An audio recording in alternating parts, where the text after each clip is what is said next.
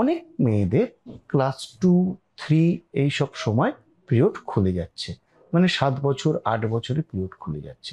এটা কিন্তু নর্মাল নয়। এই যে আগে পিরিয়ড খুলে যাচ্ছে, এতে কি প্রবলেম হতে পারে এইটা আমাদেরকে জানতে হবে। এক, এই মেয়েদের কোনো হরমোনাল প্রবলেম নেই তো, সেটা আমাদেরকে ডায়াগনোসিস করতে হবে। আর 2 নম্বর, একটা ইন্টারেস্টিং ফ্যাক্ট, এই পিরিয়ড আগে খুলে যাওয়ার জন্য মেয়েটির উচ্চতা কিন্তু আটকে যাবে। মানে ওই মেয়েটি বাবা মার কাছ থেকে যে জিন পেয়েছে, সেই জিনের জন্য তার যতটা হাইট পাওয়া উচিত ছিল, এই আগে পিরিয়ড খুলে যাওয়ার জন্য তার কিন্তু হাইট ওখানেই আটকে যাবে। মানে মেয়েটা ধরুন 5 ফুট 4 ইঞ্চি হাইট হতো, কিন্তু সে দেখা যাবে যে 5 ফুটে গিয়ে আটকে গেল। তাহলে মেয়েদের এই হাইটটা আটকে যাওয়া, এটা কিন্তু সারা জীবনের সমস্যা। সুতরাং এই যদি আগে পিরিয়ড খুলে যায়, তাহলে আমাদেরকে ডাক্তারের শরণাপন্ন হতে হবে।